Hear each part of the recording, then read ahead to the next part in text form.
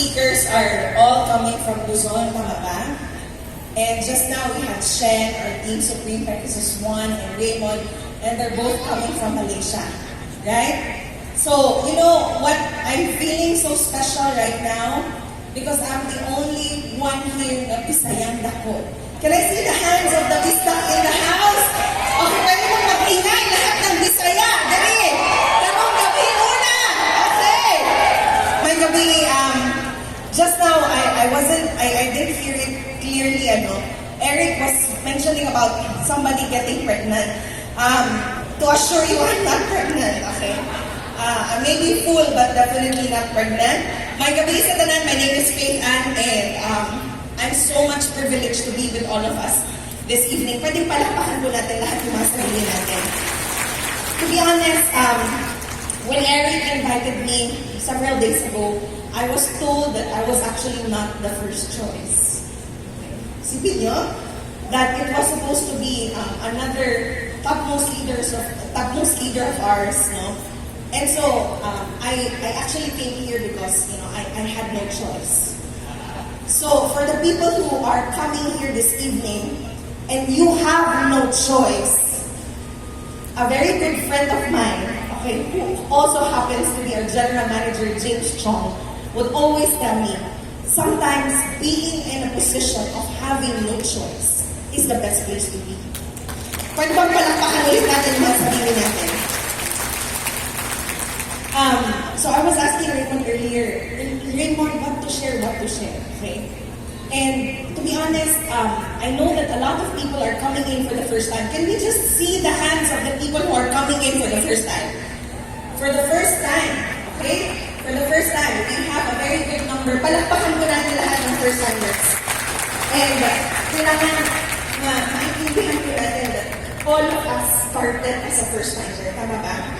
So, in this past several days, I have been thinking what to share. Share something that even, people who are coming in for the first time or hearing Viewway International for the first time would be able to relate to. And so I was very glad, okay, that finally last night, a few of my associates came to Manila, all the way from Mindanao. And I wanted to show them around, okay?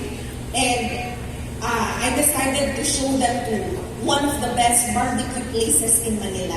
This is not a paid advertisement, okay lang ba yun?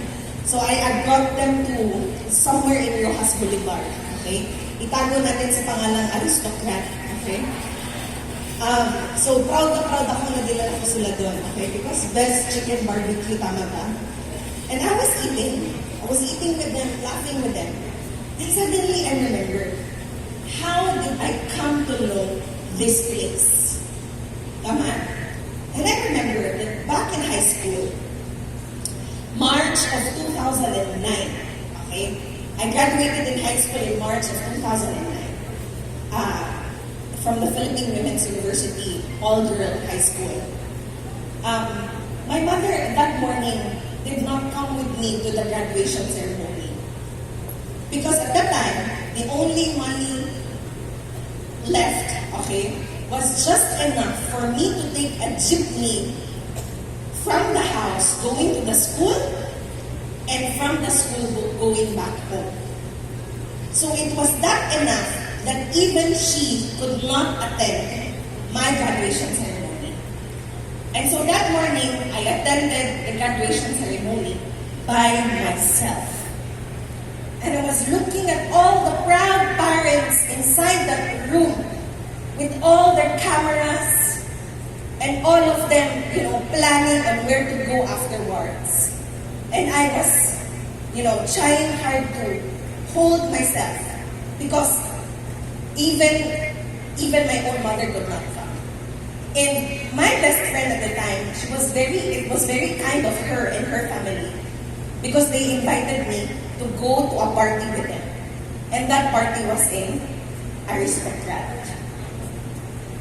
And so wag po kayong mag-alala, graduation ceremony ko, wala kaming handa, pero may handa yung kaklase ko. At busog na busog po ako nung tanghaling yun. And at the time, I even had the chance to take away some food so I could bring some to my mother. And she's now here, our team of Faith Ann, this is Elizabeth. Why am I sharing this?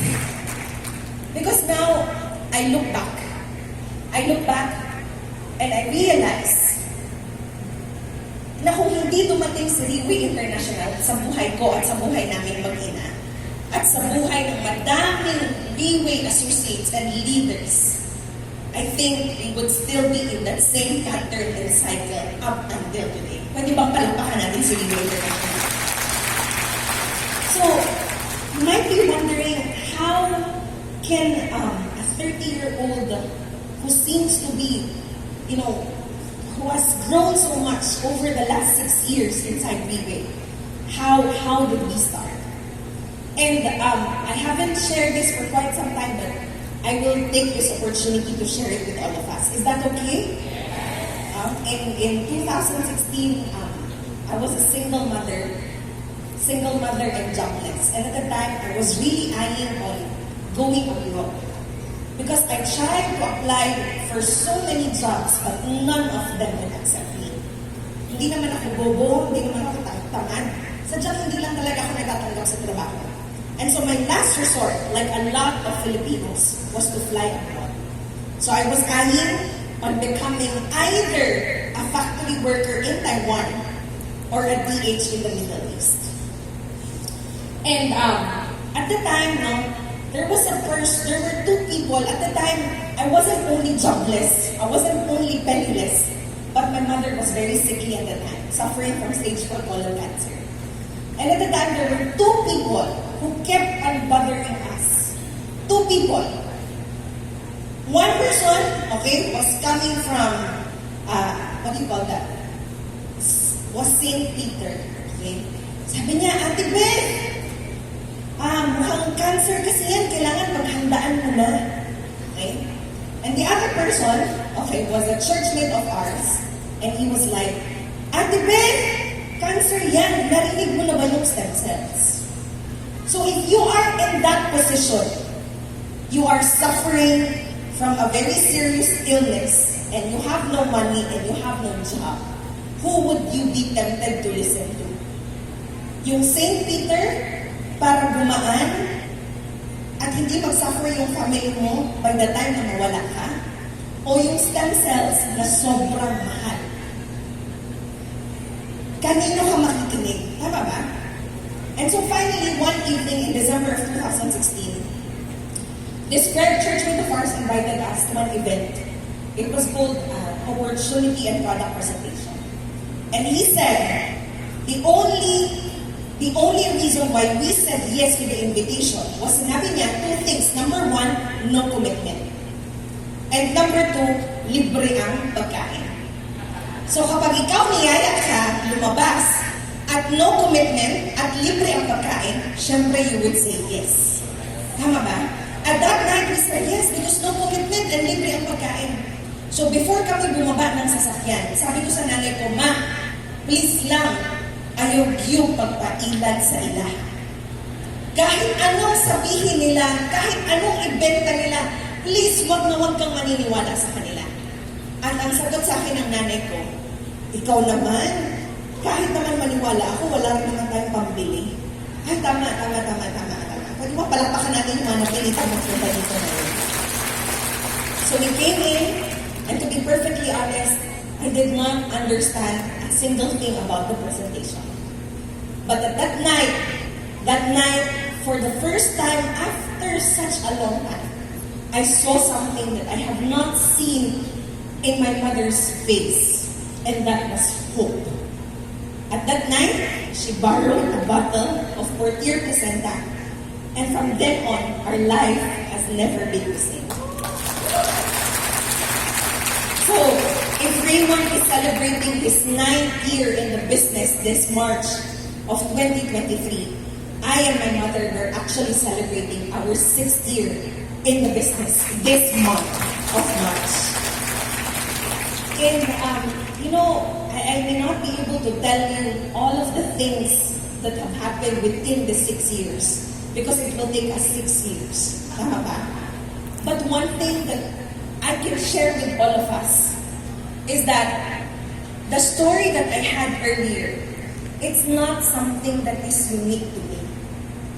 Because I do believe that there are not only hundreds or thousands of Filipinos who share the same story, but there are millions of Filipinos who are suffering the same way that I did. But you know what they say? That today, a lot of people would look at me and tell me, Faith, you are so lucky to be inside Freeway International. But this is what I need to tell all of us. That it's not about luck, it's about opportunity. And it's not only about opportunity, but it's you deciding to grab and work on that opportunity. So tonight, why are we here? Exactly why are we here? Tonight, maybe yung iba sa atin napilitang magpunta dito. Siguro may utang ka rin sa taong nag-invite sa'yo kaya hindi ka makahindi. May utang na loob. Tama ba? I do not know what made you say yes, but one thing is for sure.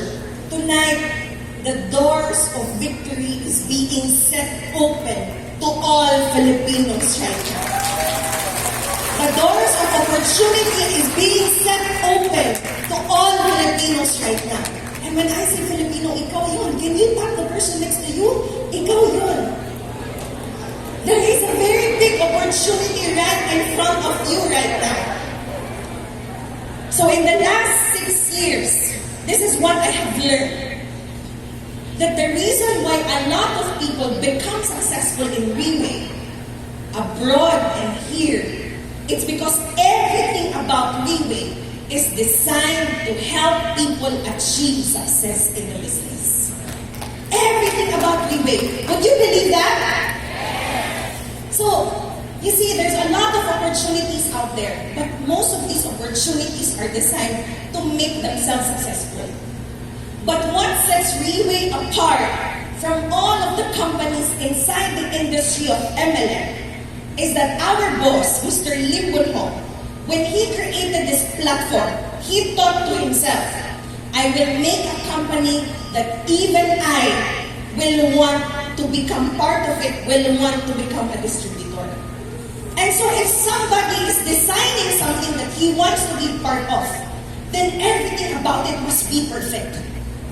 Today, if you are an engineer like Shen, and if you want to build a house, and if you are the person to live in that house, you will make sure that the foundation is good. Not only that the foundation is good, that it will be very beautiful. It's something that people will want to live in. And not only that, but make sure that this house will stand the test of time. And today, inside Freeway International, we have produced the most number of successful people during the hardest times in history, and that is within the pandemic. Which means that Freeway International has not only been built nicely, it is built to stand the test of times. Today, we are standing. So the product is designed to help people achieve success. Why? Only one health supplementation in the last 15 years. Does it work? Yes. How can you say that it works when it's your first time coming here? Tama ba? The platform, it does not matter whether somebody has come in 10 years ago or whether you're coming in for the first time, because we all have the equal opportunity of achieving success today. And the company, when the boss started it, he chose to start from scratch or from zero. At the time, he has already built some reputation in the field of network marketing. And when people learned that he was going to put up a company, a lot of people wanted to put money in it. But this is what the boss thought. That if, I allow all of these shareholders, then all of the decision making will be based on creating profit so as to satisfy people. Tama ba? But the boss believes that more than money, there is one more important capital or resources, and that is people. So Freeway, the company, started to choose not with so much money, but it started to choose, okay, and build this company on the right business partners. And 15 years today, Reway is only expanding and expanding from Southeast Asia to East Asia, and now we are present in Europe, and soon we are going to be the #1 MLM company in the entire world. So, because everything about Reway is designed to make people successful. From 6 years ago up until today, I have one decision, and that is to always follow Reway, to always follow the cross. And because I would always try hard to follow the boss and follow what Reway does and follow what Reway says, I'm just so grateful and honored that finally, early this month, I had the chance to have a date with the president himself, Mr. Lincoln. And right now, is it okay if I just share what happened on that plane ride? Is it okay? You see, for the last 6 years, I met a lot of men who courted me. Because you know, when you started earning money, you start to become beautiful. Tama ba? Dati-dati, wala ko talaga pumapansin sa akin.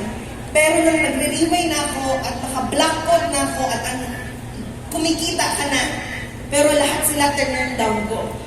Because I want to follow the boss. Every time somebody would come to me, I want to follow the boss. How many weddings and wedding proposals and how many children have I turned down? Okay, opportunity, okay, to build because I want to follow the boss. So earlier this March, I had this opportunity to be with the boss. It was a 4-hour flight from Tokyo, Japan to Taipei, Taiwan, and Taipei, Taiwan to Manila. We were on his private jet. Anyone here who has tried riding on a private plane? Private plane, okay? Pwedeng palakpakan natin yung iilan. But for sure, it wasn't with the boss. It wasn't with Mr. Lincoln. Tama ba? So I was on that plane ride, and on the first part of the plane ride, I was just keeping to myself because I was with Taiwanese leaders at the time. And one of them, the #1 or the topmost leader of the entire Reway Taiwan family unit. So on the first 4 hours of the flight, I was keeping to myself because, sige lang, masasolo ko rin si boss. And when the time came that we dropped them off in Taipei, Taiwan, we were flying from Taipei, Taiwan to Manila. It's a 2-hour flight. And I was very, very scared because what to tell the boss, right? All my life in Reway, 6 years, I have fought to be close to the boss. And I would always imagine that one day I will have coffee with the boss. I will have lunch with the boss, just the two of us. But never did I imagine what I was going to tell the boss when that day comes. I kept on imagining so many things, but never what to tell the boss. So when the plane took off, what happened was that the flight attendant served us sushi. And you know, today I consider myself no longer a full-blooded Filipino. I consider myself a half Chinese because I'm in Reway International and you're surrounded with Chinese people, right? And I have already mastered the art of using chopsticks. So when sushi was served, I was very confident. But I do not know why sa dinami-dami ng panahon na gumamit ako ng chopsticks. Yung unang subo ko ng sushi, the boss is right in front of me. Pag subo ko, hindi siya na-shoot sa bibig ko at nalaglag lahat sa lamig ko. Hindi ko alam, sa dinami-dami ng panahon, hindi ako makakain ng maayos. And so I had to excuse myself. And while I was walking, going to the restroom, nagtagak-tagak ang katong mga mungho sa kanon. Di ba? Nahirapan ako mag-Tagalog. Pwede palampakan natin mga sarili natin. So, paki-translate na lang mga Bisaya sa katabi ninyo, ano. You know, and I kept thinking what to tell the boss. Because there is nothing that I can tell him that will impress him. Tama ba? I cannot tell him, boss, my name is Faith, and I am Team Supreme Pegasus 7, and I am a big group in the Philippines. Cannot, right? There's nothing that I can tell him that will impress him. And so, that time after the plane ride, a lot of people were asking me, Faith, I bet you learned so much. People were expecting that I learned many magic tricks inside MLM. And I would tell them, it was a plane ride. It wasn't a leadership training seminar. But you know, that entire 2-hour ride, I tell you, all of the 6 years that I have put inside GBOOTC International, it hasn't been put to waste. Because that 2-hour ride validated that all of the decisions that I have made is very much perfect, because this is the kind of boss that I am following. And that 2-hour plane ride is making me decide that GBOOTC is again worth another 6, another 12, another 18 years of my life. Pwede bang palakpakan natin si GBOOTC International? So, everything about GBOOTC is designed to help people achieve success. When we landed in Manila, we were escorted by airport police officers, you know. And when you are on a private plane, I tell you how the feeling is so VIP. Tama ba? You don't have to pass through the immigration. No need to pass through scanners because the immigration officers will go up to the plane. And so finally, when we were out of the airport, okay, it was me and James. James was welcomed by, he was fetched by his BMW. And nobody in Manila for me. So, when the police officer asked me, Ma'am, okay, saan ka po namin ihahatid? Saan po nakapark yung sasakyan nyo? Sabi ko doon, nasan po yung taxi stand? Okay, pihina lang yung boses natin. Okay? Because I have a car, but it's somewhere. And so I went home that night and was feeling very, very high because finally I had the chance to lead the boss on a plane ride, 36,000 miles above sea level. And when I got home, I realized I was so hungry.